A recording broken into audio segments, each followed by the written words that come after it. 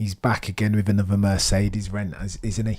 It's got to be that though, Jomo and Aaron. Because as you dig deeper and learn more, it only gets bloody worse. And of course, listen, for the avoidance of doubt, let me preface everything I'm about to say with this. There are, of course, other topics, other threads at which we can pull from this, the Japanese Grand Prix. We can, of course, talk about Charles Leclerc and Carlos Sainz, a god-tier stint that enabled the Monegasque to do a one-stop and make it work. Bravo. Bravo, sir. My voice all still struggling. What is going on? You can tell that I've been shouting at the screen, struggling with what's going on at Mercedes. Max Verstappen gets it done again. Of course, noteworthy. Yuki Tsunoda gets his first point on home territory. The last person to do it was Kamui Kobayashi. Props. Love all that. But what is going on at Mercedes? At my team. The team for whom my driver races. Because again, in the build-up, you get all this. Lewis even says this is the best that the car's been all season, talking in these superlatives. It's either the best that he's ever driven or the bloody worst. What happened to shades of grey? Why is there never any middle territory? Just get someone nerves each and every single time. A-tube, I just can't cope. So then pre-practice again, we get the superlatives. All of a sudden the car is the best that he's driven this season. Then you get into qualifying and all of a sudden it's the worst. Meanwhile, we understand the underlying narratives that it wasn't the worst. It absolutely wasn't the worst because you kept with Max Verstappen for all but 2 sectors. Holy smoke, that's not bad. But we understand that there is tyre management difficulties and that the temperatures between quali and the race were going to get worse for Mercedes, who have built a car, again, that's overly sensitive to environment, to circumstance, to bloody temperatures, both track and air. So then we get through to the race and yet again, it's nonsense, guys. Absolute nonsense. They can't get anything right. They are out here spitballing, throwing darts at a wall with a blindfold on. They don't know where they are or what they are doing, and it's annoying. It's jarring at this stage, so jarring that I can't even talk. Listen to me ruining my bloody vocal cords. I'm so frustrated at this team and at George, who can't finish a bloody race without crashing into Oscar Piastri or Alonso. Again, he's talking about, I know racing. This is what racing is. Fernando Alonso is not one to play games. Well, get with the program, George. Learn to chew your food before you swallow, sir. Lest I'm out here losing my bloody voice again. Learn to chew your food, especially towards the end of a race, George. Just because there's a move on doesn't mean you need to rush it through, sir.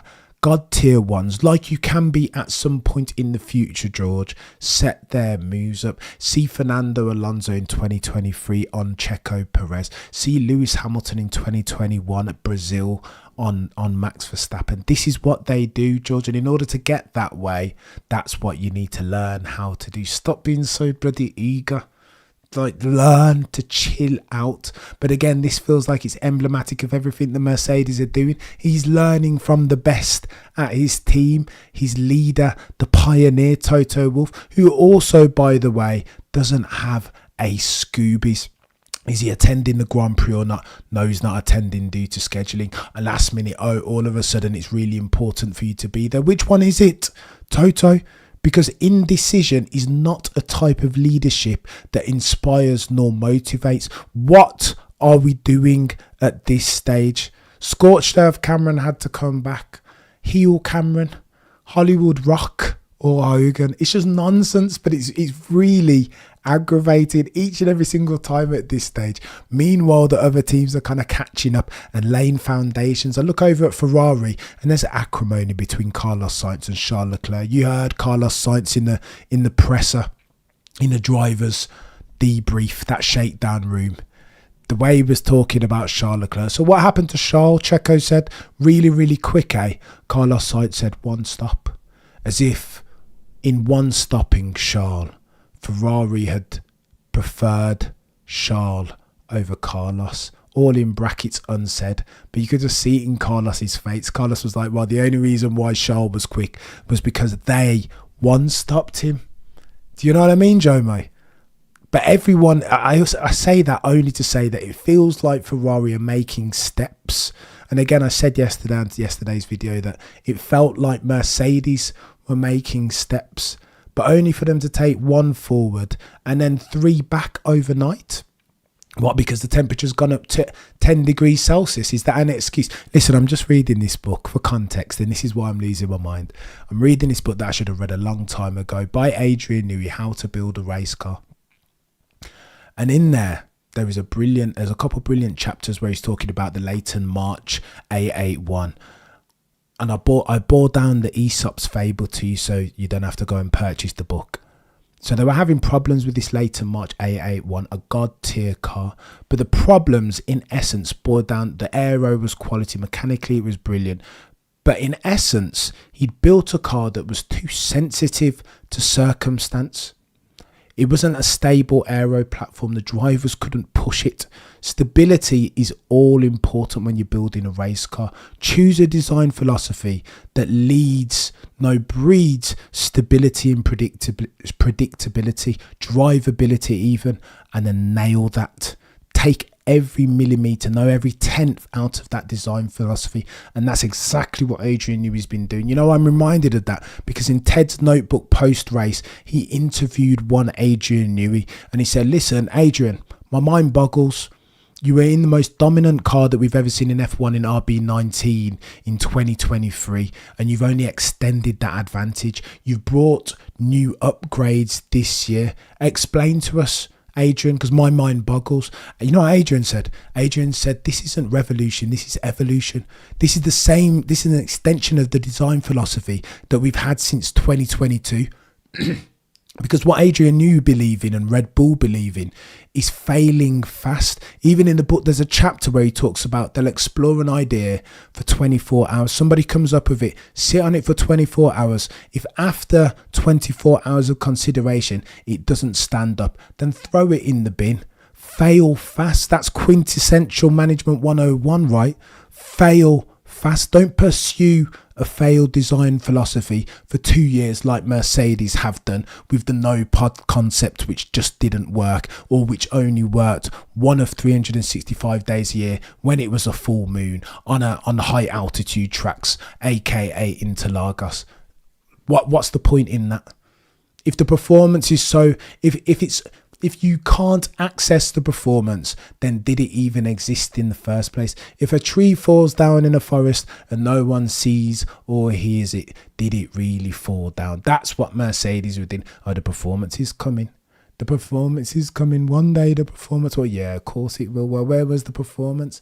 Now look, 2 years on into this rule and regulation set, Mercedes are nowhere. They just don't know anything. They've built a car that works in cooler temperatures. However, like 80% of the tracks that we visit in 2024, they'll be operating at 35 degrees Celsius or higher. So what's the point in that? What's the point in that, Big Evil? This is an absolute nonsense. And all of this is compounded, made worse for me by the tinfoil hat brigade, the Lewis Hamilton evangelists that are crying all sorts of conspiracy about they made Lewis Hamilton move over. They're deprioritizing.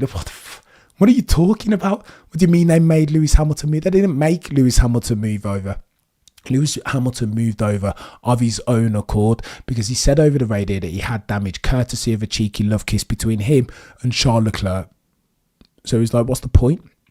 Well, racing for 8th and 9th and 7th place. I may as well give up the position, right? And that's what he did.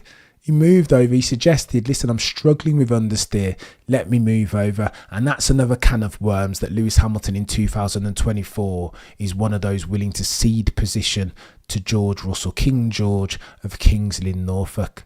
Deep dive that one. There are white papers and all sorts of diatribes to be written about what that says about Lewis Hamilton's mentality and psyche in 2024. Does that mean he's on sabbatical? Is he on gardening leave? Is he really, really racing? Is Lewis, or has Lewis ever been prepared to race for 9th, 8th and 7th position? Is that where Lewis is right now? I don't think he's ever been that guy. Lewis turns up and you get an extra 10-20% when he's racing for top step of the podium, right? 25 points or a championship. God tier driver in those terms, but for 10th position, like, he doesn't even know. You heard him on the radio a couple of races back. Do we even get points for 10th? He doesn't even know. He's not concerned. That's out of scope for Lewis. And I don't think that's a bad thing. I see why some people will say it's a bad thing. But in the grand scheme of the Mercedes picture, of course, it looks ridiculous, Jomo. It's really, really bad. And then we get Toto Wolff's comments after the race. What are you talking about? What we don't know where the performance is. What are you on about? Ted Kravitz is asking you some serious questions, all of which you don't have answers for, Toto Wolff. Ted Kravitz even joked at the end of the interview, "Are you going to turn up in China?" Are those the jokes that we're cracking now? You're allowing Ted Kravitz to crack those. The team is a bloody joke. The team is an absolute. They are a chaos merchant right now. They don't know where they are. They don't know what's the deal with the car. They don't know the circumstances that are optimal for the car, or even the circumstances under which the car will work at all. 10 degrees Celsius was the difference between free practice and race day, and that's the extent to which the performance drops off. And even the one-stopper, every which way you look at this team, there are holes and threads at which you can pull and pick that make you question whether they have the competence or managerial skill and nous requisite to turn around this team. They are indeed in a transition phase, for the avoidance of doubt, which requires a very different leadership skill set to that of 8 or 6 years ago, when they were all on top, when Toto Wolff took the helm from Ross Brawn and was steering a ship ostensibly split turbo settings as of 2014, and then they were gangbusters. But again, that needs what's going on now. This circumstance requires a very different skill set to what that did then.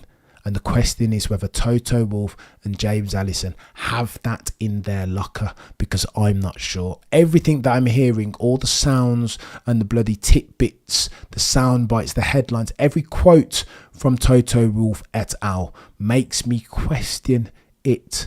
Are you going to turn up in China? Do you know what's going on with the car? I don't think red will suit Lewis. Lewis is going to have to picture the back end of our rear wing for next year. Lewis styled out giving up positions to George. George, who can't chew before he swallows, always trying these reckless moves towards the latter stage of a race. Like, where is the redeeming feature at this point, if for a Mercedes fan or a Lewis fan or a George Russell fan? There is none. There is none. It's just nonsense. Everybody's dialed out. Everybody's looking to work from home. Nobody knows the answers. I don't think they even know the problems. If you don't know the problems, how are you going to solve for them in the first instance? And it's made worse, I will reiterate, if you want to pull up threads and start talking about other themes and talk about something else, not Mercedes, Cameron. Look at what the other teams are doing right. McLaren slowly, and that's another thing I need to bloody talk about. Ted Kravitz in his notebook said they were the slowest of slow things, is what that W15 is. The slowest of slow things. If that's not a team that's a joke of the paddock, then I don't know. You guys can tell me what is. Tell me in the comments if that's not a joke. Ted Kravitz is out here calling Mercedes the slowest of slow things. Like, what do we do? Like, is this where we are? 8-time constructors, and this is what's going on now. I understand that dynasties move in cycles and nothing ever lasts forever. But this now, to not have a roadmap, to not do the gap analysis from where we are now to where we want to be, to just be in the middle of nowhere without a compass or a map, is absolutely unacceptable, I will say, for the avoidance of doubt. And it's made worse when you look over at Scuderia Ferrari, where Lewis will be headed to next year. You see Carlos Sainz in the ascendancy. Charles Leclerc puts in a god tier stint and makes those medium tyres last much longer at 26 to 28 laps than they should ever be. Lando Norris in the ascendancy, granted not a fantastic race. Yuki Tsunoda in the ascendancy. Danny Rick struggling, but there are all these other plots. Broadly, it feels like everybody's Constantinaing, getting more focused, right, doing what they should do as the rules and regulations come to their end in 2026, that the grid is doing one of these, all apart from Mercedes. all apart from Mercedes, who are reverting to mean each and every single time. Toto Wolff nowhere to be seen. Oh, you're coming to China, Toto. Bearing in mind you like to work from home these days and are a bit dialed out. One foot in, 1 foot out. If you're talking about the R word, then your order retired, surely. That's just God's honest truth. If you are talking about retiring, and if you're talking about scheduling outside of F1, then just go ahead and retire. Because at this point, it's not worth it. You can't play F1 because these drivers can and will, sadly, die in cars again. This is what F1 is and always will be. So you can't play with F1. There are no ifs, buts and maybes in this thing. So you need to make sure you're either all in or all out. Again, I'm reminded, as I compare the market, look over at Red Bull. Christian Horner's there each and every single race. It's not even a question. For all of his foibles and his weaknesses, you can call him out for whatever's gone on in recent weeks and months. But he's there in the trenches. You're never going to even ask Christian Horner such a stupid question as to whether you're going to be there next. 24 races a year, Christian Horner will be there. You can take that to the bank for what it's worth. And I think that means we've got to start asking questions of these guys. I don't want to be the Debbie Downer front loading these issues. But how long is too long to give a team principle? Expecting something to change. How long is too long? 2022 was 4 years ago now, for flip's sake. Look at me about to start swearing. How long do you wait until change needs to implement? Now my guy Baxley's saying 2026. That's 2 years away. That would be 6 years full of no silverware. And it's not even no silverware thing for the avoidance of doubt. If we saw some sort of progress, if they were talking like a team that knew what they were doing or had a roadmap, an idea of the solve for the problems that they're experiencing, of which there are many, for the avoidance of doubt, driver acrimony, Lewis having dialed out, the car is a SH1T box, Toto Wolff half in half out, James Allison half in half out, working at Ineos, still working at the, splitting his time between America's Cup. Like, what are we doing? Where is the redeeming feature? I don't know. Maybe Kimi Antonelli can come in and Monza and sort something. I have no idea. I don't know what the solve is either. But they're genius. It's not my issue to solve for, is it? They're the geniuses. They're the guys and girls that won 8 constructors. They need to solve for this thing. And when they're doing one of these in front of the camera, well, we know it's not good. What do you mean you know it's not good enough, Toto? What do you mean you know it's not good enough? You want to state the obvious for us that don't understand? For us that are just brand new to F1? Of course it's not good enough, Toto. You have no idea, mate. You have no idea. So before I lose my voice again, because if you can't tell, I'm a bit miffed. I do want to go through the other Japanese Grand Prix issues, but I think we've covered them. Congratulations, Yuki Tsunoda, my driver of the day. Absolutely 100% nailed. I don't care. People said he started 10th and ended 10th, but he's in a dog of a car and he's making it work. Props to him. Props to Charles Leclerc, notwithstanding my slandering him over the past couple of weeks. Made the one-stop work. When the likes of Lewis and George didn't even know what was going on. Lewis was complaining about his tyres from lap 1. Do you know what I mean? Desperate to make a one-stopper work. Couldn't do it again. Caught in between a rock and a hard place where the strategists at Mercedes, well, let's do it's not working. Well, let's do they don't even know what we're doing. Pick a direction, the right one, hopefully. Think in an agile way and pursue it. Nail it. I'm done. I'm angry. The prosecution rests. No further questions, Your Honour.